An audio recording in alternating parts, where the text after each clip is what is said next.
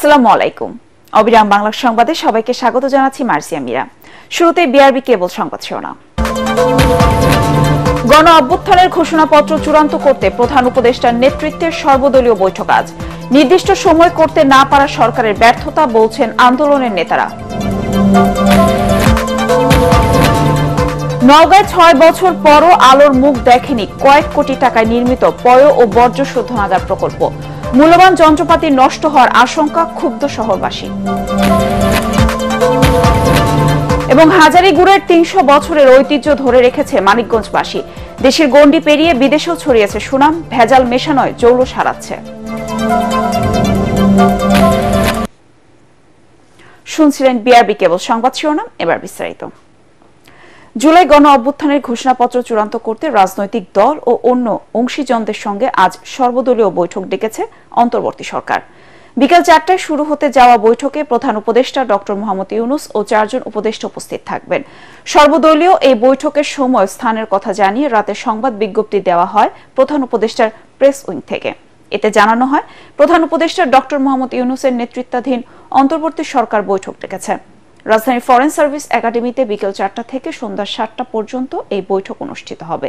BNP, জামায়াতে ইসলামী, গণতন্ত্র মঞ্চ সহ বিভিন্ন দল ও জোটের নেতাদের কাছে খুদে বার্তা পাঠিয়ে সর্বদলীয় এই বৈঠকে আমন্ত্রণ জানানো হয়। অন্তর্বর্তী সরকারের বৈধতার জন্য জুলাই ঘোষণাপত্র জরুরি বলে মনে করেন বৈষম্য বিরোধী ছাত্র আন্দোলন ও জাতীয় নাগরিক কমিটি। গত রাতে রাজধানীর বাংলা মোটরে বৈষম্য বিরোধী ছাত্র আন্দোলনের দলীয় কার্যালয়ে আয়োজিত সংবাদ সম্মেলনে একথা জানান সংগঠনের নেতারা। তারা বলেন, নির্ধারিত সময়ে জুলাই ঘোষণাপত্র জারি না করা সরকারের ব্যর্থতা। এ সময় রাজনৈতিক দলগুলোকে সব মতানৈক্য ভুলে জাতির অগ্রগতির প্রশ্নে ঐক্যবদ্ধ হওয়ার আহ্বান জানান তারা। মাজহারুল হক মুহাজিরের রিপোর্ট।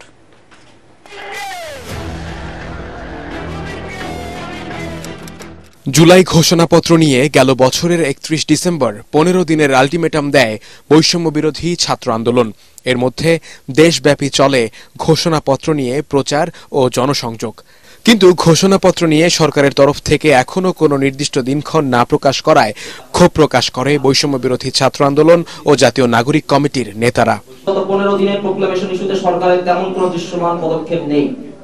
সরকার বৈষম্য বিরোধী ছাত্র আন্দোলন সহ রাজনৈতিক দলগুলোর সঙ্গে সংলাপও শুরু করেনি। আমরা সরকারের এই অনীহা ও ধীরগতির তীব্র নিন্দা জানাচ্ছি। সরকারের মন্থর গতি এবং নির্জীব মনোভাবের আমরা তীব্র প্রতিবাদ জানাচ্ছি। বিদ্যমান সংবিধানের ১০৬ অনুচ্ছেদের মতো আইনি বাধ্যবাধকতাহীন অনুচ্ছেদ এই সরকারের পূর্ণাঙ্গ বৈধতা ভিত্তিমূল হতে পারে না। সরকারকে মনে রাখতে হবে, খোদ তার নিজের বৈধতার স্বীকৃতির জন্যই অবিলম্বে জুলাই প্রক্লেমেশন জারি করা দরকার। এ সময় জুলাই ২৪-এর আন্দোলনের সব অংশীজনের সঙ্গে আলোচনা করে দ্রুতই এ বিষয়ে সিদ্ধান্ত নেয়ার দাবি জানান নেতারা। ১৫ তারিখের মধ্যে সরকার ভিজিবল অনেকগুলো উদ্যোগ নিতে পারত, সেটা সরকারের একটা ব্যর্থতার পরিচয় হয়েছে। কিন্তু সকলকে একসাথে আলোচনা টেবিলে, বাংলাদেশে এটা গত ৫৩ বছরের একটি পলিটিক্যাল কালচার, একসাথে বসা, একসাথে আলোচনা করা বা সিদ্ধান্ত নেওয়া, জাতির প্রশ্ন ঐক্যমত পোষণ করা, এগুলো বাংলাদেশে কালচারটা নষ্ট হয়ে গিয়েছে। আমরাও সেই কালচার কিভাবে ফিরিয়ে আনা যায়, বর্তমান ছাত্র জনতা সরকার সে উদ্যোগটি নিয়েছে। এদিকে প্রধান উপদেষ্টা ডক্টর মোহাম্মদ ইউনূসের নেতৃত্বে বিকেলে ফরেন সার্ভিস একাডেমিতে জুলাইয়ের ঘোষণাপত্রের ওপর সর্বদলীয় বৈঠক অনুষ্ঠিত হতে যাচ্ছে। বৈঠক থেকে ঘোষণাপত্র প্রকাশের সুনির্দিষ্ট তারিখ জানানোর প্রত্যাশা ব্যক্ত করেন সংগঠন দুটির নেতারা। মাজহারুল হক মুহাজির, এটিএন বাংলা, ঢাকা। দেশের স্বার্থেই যুক্তরাষ্ট্র, চীন ও ভারতের সঙ্গে বাংলাদেশ ভারসাম্যমূলক সম্পর্ক বজায় রাখতে চায় বলে মন্তব্য করেছেন পররাষ্ট্র উপদেষ্টা তৌহিদ হোসেন। চীনে ৩ দিনের সফর সংক্রান্ত বিষয় তুলে ধরতে এক ব্রিফিংয়ে তিনি বলেন, কাউকে অসন্তুষ্ট না করে বিশ্বের সঙ্গে সুসম্পর্ক বজায় রাখতে চায় অন্তর্বর্তী সরকার। এই সফরে চীনের সঙ্গে চলমান বিভিন্ন প্রকল্পের সুদের হার কমানো ও পরিশোধের সময় বাড়ানোর বিষয়েও আলাপ হবে বলে জানান উপদেষ্টা। বিস্তারিত জানাচ্ছেন সৈয়দ রিয়াজ। বাংলাদেশ অবশ্যই তার নিজের স্বার্থে সিদ্ধান্ত নেবে। সরকারের উচ্চ পর্যায়ের আমন্ত্রণে ৩ দিনের রাষ্ট্রীয় সফরে ২০ জানুয়ারি চীন যাচ্ছেন পররাষ্ট্র উপদেষ্টা তৌহিদ হোসেন। গাইডিং যে এমওইউটা, সেটা মেয়াদ শেষ হয়ে গেছে, সেটা আমরা রিনিউ করব। উপদেষ্টা বলেন, দুদেশের স্বার্থ বিবেচনায় সম্পর্ক এগিয়ে নেয়ার পক্ষে বাংলাদেশ। সম্পর্ক তো একটা বহমান জিনিস, এটাতে পারস্পরিক চাওয়া পাওয়ার হিসাবে একটু পরিবর্তন সবসময়ই হয়। তো হবে, আমরা সেই অনুযায়ী তখন আমাদের যে পদক্ষেপ নেওয়া সেই পদক্ষেপ নেব এবং আমরা নিতে পারবো বলে আমি বিশ্বাস করি। মিয়ানমারের সঙ্গে চীনের সুসম্পর্কের জের ধরে রোহিঙ্গা ইস্যুতে দেশটির সহযোগিতা চাওয়ার কথাও জানান উপদেষ্টা। একটা সংঘাতময় পরিবেশে তারা যেতে আগ্রহী হবে না এবং তাদেরকে আপনি জোর করে পাঠাতে পারবেন না। তাদেরকে পরিবেশটা এমন সৃষ্টি করতে হবে যেন তারা সেখানে ফিরে যায়। আমরা সেই পরিবেশ সৃষ্টিতে চীনের সহায়তা চাবো। কূটনৈতিক সম্পর্কের টানাপোড়েন নিয়ে উপদেষ্টা জানান, যুক্তরাষ্ট্র, ভারত ও চীনের সঙ্গে সুসম্পর্ক বজায় রাখা হবে। ভারত, চীন এবং মার্কিন যুক্তরাষ্ট্র তিনটি দেশের সাথে সম্পর্ক আমাদের জন্য গুরুত্বপূর্ণ এবং আমরা অবশ্যই একটা ব্যালেন্স রিলেশন মেনটেন করব। আমরা কাউকেই অসন্তুষ্ট করতে চাই না, কিন্তু আমাদের নিজেদের স্বার্থ রক্ষা করে আমরা তাদের সাথে ভালো সম্পর্ক বজায় রাখব। সীমান্তে কাঁটাতারের বেড়া নিয়ে ভারতের সাথে যে সমস্যার সৃষ্টি হয়েছে তা নতুন নয় জানিয়ে উপদেষ্টা বলেন, ক্ষেত্রবিশেষ ভারতকে কিছু জায়গায় ছাড় দেয়া যেতে পারে, কিন্তু তা হতে হবে পারস্পরিক সমঝোতার ভিত্তিতে। যেখানে প্রয়োজন সেখানে ছোটখাটো ব্যর্থ করা যেতেই পারে, তবে ইন জেনারেল আমরা সেই নীতিতেই অভিযোগ থাকছি। আপনাদেরকে ধন্যবাদ। সৈয়দ রিয়াজ, এটিএন বাংলা, ঢাকা। নওগাঁ শহর জুড়ে অপরিকল্পিত ময়লার ভাগাড় আর পচা দুর্গন্ধ। পরিস্থিতির পরিবর্তনে স্যানিটারি ল্যান্ডফিল নামে একটি পয় ও বর্জ্য শোধনাগারের কাজ শুরু হলেও নানা সংকটে এখনো আলোর মুখ দেখেনি। কয়েক কোটি টাকা ব্যয়ে নির্মিত প্রকল্পটির মূল্যবান যন্ত্রপাতি নষ্ট হচ্ছে, এতে ক্ষুব্ধ শহরবাসী। নওগাঁ প্রতিনিধি রায়হান আলমের রিপোর্ট, জানাচ্ছেন শরীফুল ইসলাম। 2018 সালে নওগাঁ শহরের কুমাইগাড়ি এলাকায় নগর পরিচালনা অবকাঠামো উন্নীতকরণ প্রকল্পের আওতায় 14 কোটি টাকা ব্যয় শুরু হয় আধুনিক স্যানিটারি ল্যান্ডফিল ও পয়ঃবর্জ্য পরিশোধনাগারের কাজ, যেখানে শহরের বাসাবাড়ির বর্জ্য পরিশোধন হয়ে তৈরি হবে জৈব সার। দুর্গন্ধযুক্ত পানি আলাদা হবে স্বয়ংক্রিয়ভাবে, কিন্তু কয়েক কোটি টাকা খরচে নির্মিত প্রকল্পটি এখনও চালু করা যায়নি, ফলে এর সুফল পাচ্ছে না শহরবাসী। এজন্য সংশ্লিষ্টদের অব্যবস্থাপনাকে দায়ী করেছেন স্থানীয়রা। ময়লা কোথায় ফেলবে, যত্রতত্র ময়লা ফেলে। বিশেষ করে আপনারা দেখবেন যে ডিগ্রি কলেজে, যে সরকারি কলেজের রাস্তাঘাট আছে, সেখানে ডাস্টবিন পর্যন্ত নাই, মানুষ ময়লা নিয়ে আসে বাসাবাড়ির ময়লাগুলো রাস্তাতে ফেলে। কিন্তু সেখানে দেখা যাচ্ছে সেটা চালু মানে এখনো হয়নি, তৈরি হয়ে পড়ে আছে।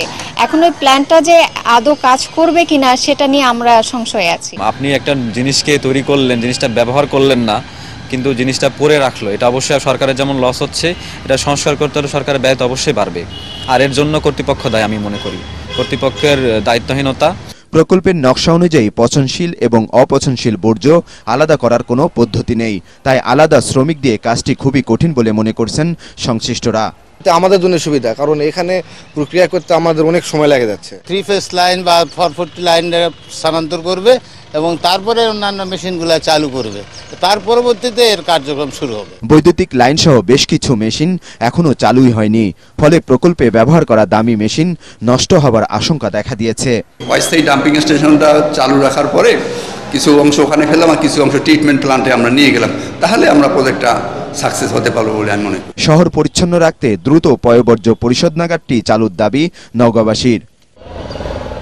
Bureau report, ATN Bangla. 300 বছরের ঐতিহ্য নিয়ে টিকে আছে মানিকগঞ্জের হাজারীগুড়। দেশের গণ্ডি পেরিয়ে বিদেশেও ছড়িয়েছে সুনাম ও পরিচিতি। তবে পৃষ্ঠপোষকতার অভাব ও ভেজালগুলোর কারণে দিন দিন জৌলুস হারাচ্ছে বিশেষ এই খেজুরের গুড়। মানিকগঞ্জ প্রতিনিধি শহীদুল ইসলাম সুজনের রিপোর্ট, জানাচ্ছেন ফারহিম ইসলাম টুম্পা। জনশ্রুতি আছে এর স্বাদ ও গন্ধে মুগ্ধ হয়েছিলেন ব্রিটেনের রানী এলিজাবেথও। এর সত্যতা নিয়ে প্রশ্ন থাকলেও হাজারীগুড়ের স্বাদে ভরেনি এমন মানুষ খুঁজে পাওয়া ভার। বংশানুক্রমে হরিরামপুরের ঝিটকায় অন্তত 30টি গাছি পরিবার তৈরি করে আসছে বিশেষ এই খেজুরের গুড়। প্রতি পরিবার 5 থেকে 10 কেজি গুড় তৈরি করে। প্রতি কেজির বাজার দর 1500 থেকে 2000 টাকা। ওকে সাধন করা, এরই নাম হাজারী গুড়। এই হাজারী গুড়ে শুধু বাংলাদেশ না, অন্য কোনো জেলায়, অন্য কোনো রাষ্ট্রে এগুলো পারবে না, শুধু মানিকগঞ্জ হাজারী পল্লীতে পারবে। ফায়াটন লাগে, তাফাল বসানো লাগে, পরিষ্কার করা লাগে, তারপরে রস জাল দেওয়া শেষ করে আবার পানি গরম করা লাগে, পানি গরম করে ওই হাঁড়িগুলো দেওয়া লাগে, নাল দেওয়া লাগে, অনেক পরিশ্রম করা লাগে। বিক্রি করি 1800 টাকা বিক্রি করি, প্রতিদিন 5 কেজি 6 কেজি করে গুড়। তবে খেজুর গাছ কমার সঙ্গে উৎপাদন খরচ বাড়ায় এই পেশা থেকে সরে যাচ্ছে অনেকে। তাই ঐতিহ্য রক্ষায় সরকারি তদারকি জরুরি বলে মনে করেন সংশ্লিষ্টরা। হাজারী গুড়টা টোটালি একদমই সাদা, মানে যথেষ্ট পরিমাণ সাদা হয়ে থাকে এবং এই গুড়ের স্মেলটা অনেক বেশি, যার কারণে এই গুড়ের চাহিদা রয়েছে 1 কেজি হাজারি গুড় উৎপাদন করতে 10 থেকে 12 লিটার এই রস লেগে যায়। তো সবকিছু মিলিয়ে 1 কেজি হাজারি গুড়ের দাম মানে ওইভাবে খরচ ধরতে গেলে অত বেশি না। খেজুর গাছ রোপণ, গাছিদের প্রশিক্ষণ, ভেজাল গুড় তৈরি বন্ধ সহ হাজারি গুড়কে জিআই পণ্যের স্বীকৃতির উপযোগী করে তুলতে কাজ চলছে বলে জানান জেলা প্রশাসক। হাজারি গুড়ের যে মূল উপাদান খেজুরের রস, এই রস উৎপাদন এবং রসের সংস্থান যাতে নিরবচ্ছিন্ন থাকে, এই জন্য আমরা দীর্ঘমেয়াদে একটা পরিকল্পনা করে আমরা খেজুর গাছ রোপণ করব। পাশাপাশি পটেনশিয়াল যারা গাছই আছে তাদেরকে আমরা তালিকা তৈরি করে প্রশিক্ষণের ব্যবস্থা করার উদ্যোগ গ্রহণ করব। প্রতি বছর শীত মৌসুমের কয়েক মাসে কোটি টাকার উপরে বিক্রি হয় এই গুড়। Bureau report, ATN Bangla. সাভারের আমিন বাজারে ডিবি পুলিশ পরিচয় ট্রাক ভর্তি 60 ড্রাম সয়াবিন তেল লুট করে নিয়ে গেছে একদল ডাকাত। এ সময় ট্রাকের চালক ও সহকারীকেও মারধর করে তারা। গতরাতে নারায়ণগঞ্জ থেকে তেল ভর্তি ট্রাকটি মানিকগঞ্জ শহরের দিকে যাচ্ছিল। ভোরে এই তেল চুরির ঘটনায় সাভার মডেল থানায় অভিযোগ দায়ের করা হয়েছে। স্থানীয়রা জানান, এর আগেও মহাসড়কের ব্যাংক টাউন থেকে একটি তেলের গাড়ি ডাকাতি হয়। প্রায় মহাসড়কটিতে বিভিন্ন গাড়িতে ডাকাতের হানা দেওয়ার ঘটনা ঘটছে। এ বিষয়ে সাভার মডেল থানার ওসি জুয়েল মিয়া বলেন, তেল ভর্তি ট্রাকটি উদ্ধারের চেষ্টা চলছে। এবার সন্ধানী লাইফ ইন্স্যুরেন্স আন্তর্জাতিক সংবাদ।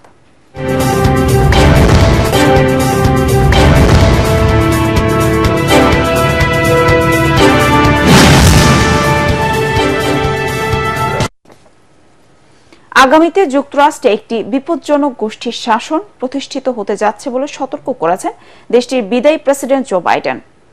ওভাল অফিস থেকে তার পঞ্চম ও শেষ আনুষ্ঠানিক ভাষণে আমেরিকার জনগণের মৌলিক অধিকার ও স্বাধীনতা রক্ষায় সবাইকে এগিয়ে আসার আহ্বান জানান তিনি। এ সময় ইসরায়েল হামাস যুদ্ধবিরতি এবং জিম্মি মুক্তির চুক্তিতে তার পররাষ্ট্র নীতির কৃতিত্ব তুলে ধরেন বাইডেন। ফারহিন ইসলাম টুম্পা রিপোর্ট। যুক্তরাষ্ট্রের প্রেসিডেন্ট জো বাইডেন মেয়াদ শেষ হওয়ার 5 দিন আগে বুধবার সন্ধ্যায় ওভাল অফিস থেকে শেষ আনুষ্ঠানিক ভাষণ দেন। বাইডেন স্মরণ করেন কোভিড-19 এবং 2021 সালের 6 জানুয়ারি যুক্তরাষ্ট্রের সংসদ ভবন ক্যাপিটলে ট্রাম্প সমর্থকদের হামলার ঘটনার মধ্যে কিভাবে তার প্রশাসন যাত্রা শুরু করেছিল। অভিযোগ করেন, ট্রাম্প সমর্থকদের উদ্দেশ্য ছিল 2020 সালের ফলাফল পাল্টে দেয়া। 4 বছর আগে আমরা বিপদ আর সম্ভাবনার মাঝে দাঁড়িয়েছিলাম, কিন্তু আমরা আমেরিকান হিসেবে ঐক্যবদ্ধ হই এবং বিপদ পার হই। আমরা আরো শক্তিশালী, আরো সমৃদ্ধ এবং নিরাপদ হিসেবে আত্মপ্রকাশ করি। মার্কিনীদের মধ্যে ভুল তথ্য ছড়িয়ে দেওয়া হচ্ছে দাবি করে বাইডেন বলেন, এতে গণমাধ্যমের স্বাধীনতা খর্ব হচ্ছে, সেই সাথে ক্ষমতার অপব্যবহারের সুযোগ তৈরি হবে। বিপুল সম্পদ, ক্ষমতা, প্রতিপত্তি ভিত্তিক শাসন ব্যবস্থা আমেরিকার গণতন্ত্রের জন্য হুমকি বলেও মন্তব্য করেন বিদায়ী প্রেসিডেন্ট। ভাষণে জলবায়ু পরিবর্তন নিয়েও কথা বলেন বাইডেন। ইসরায়েল এবং হামাস গাজায় যুদ্ধবিরতি এবং জিম্মি মুক্তির চুক্তিতে সম্মত হওয়ার বিষয়ে বাইডেন তার পররাষ্ট্রনীতির প্রশংসা করেন। যদিও সামাজিক যোগাযোগ মাধ্যমে এক বার্তায় ওই চুক্তির জন্য কৃতিত্ব দাবি করেছেন ডোনাল্ড ট্রাম্প। এটা সম্ভব করার পেছনে কারণ শুধু এই না যে হামাস চরম চাপের মধ্যে ছিল এবং লেবাননে যুদ্ধবিরতি আর ইরান ক্ষতিগ্রস্ত হওয়ার ফলে আঞ্চলিক প্রেক্ষাপট পাল্টে গেছে। এর পেছনে আমেরিকার লেগে থাকা এবং প্রচণ্ড পরিশ্রমী কূটনীতিরও অবদান রয়েছে। জরিপ সংস্থা গ্যালাপ অনুযায়ী বাইডেন তার মেয়াদ শেষ করছেন 39% ইতিবাচক রেটিং নিয়ে।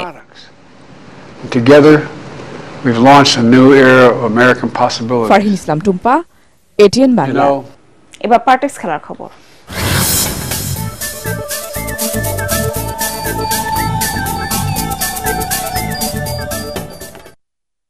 রিয়াল বেটিসকে 5-1 গোলে বিধ্বস্ত করে কোপা দেল রের কোয়ার্টার ফাইনালে উঠেছে বার্সেলোনা। নিজেদের মাঠে গাভির গোলে 3 মিনিটে এগিয়ে যায় কাতালানরা। 27 মিনিটে ব্যবধান দ্বিগুণ করেন জুলস কুন্দে। আগের ম্যাচে রিয়াল মাদ্রিদকে 5-2 গোলে উড়িয়ে দেয়া হান্স ফ্লিকের দল এই ম্যাচেও ধরে রাখে গোল উৎসব। দ্বিতীয়ার্ধে রাফিনহা আর ফেরান তোরেস 4-0 গোলে এগিয়ে নেয় বার্সেলোনাকে। দলের পঞ্চম গোলটি লামিন ইয়ামালের। বেটিসের হয়ে 1 গোল শোধ দেন ভিটর রুকি। টটেনহাম হটস্পারকে 2-1 গোলে হারিয়ে ইংলিশ প্রিমিয়ার লিগে পয়েন্ট টেবিলের 2 উঠেছে আর্সেনাল। যদিও 20 মিনিটের মধ্যেই পিছিয়ে পড়ার শঙ্কায় পড়ে গানাররা, তবে টটেনহামের আক্রমণ রুখে দিয়ে স্বাগতিকদের রক্ষা করেন গোলরক্ষক ডেভিড রায়া। যদিও 25 মিনিটে সন হিয়ং মিনের শট রুখতে পারেননি তিনি। সমতায় ফিরতে মরিয়া আর্তেলার দল স্বস্তির গোল পায় 40 মিনিটে। এরপর 44 মিনিটে ট্রসার্ট দলের হয়ে দ্বিতীয় গোল করেন। সেই গোল আর শোধ দিতে পারেনি স্পাররা। শীর্ষে থাকা লিভারপুলের চেয়ে 4 পয়েন্টে পিছিয়ে আর্সেনাল। শেষ করার আগে বিআরবি কেবল সংবাদ শিরোনাম আরেকবার। গণ অভ্যুত্থানের ঘোষণাপত্র চূড়ান্ত করতে প্রধান উপদেষ্টার নেতৃত্বে সর্বদলীয় বৈঠক আজ। নির্দিষ্ট সময় করতে না পারা সরকারের ব্যর্থতা বলছেন আন্দোলনের নেতারা। নওগাঁয় 6 বছর পরও আলোর মুখ দেখেনি কয়েক কোটি টাকা নির্মিত পয় ও বর্জ্য শোধনাগার প্রকল্প। মূল্যবান যন্ত্রপাতি নষ্ট হওয়ার আশঙ্কা ক্ষুব্ধ শহরবাসী।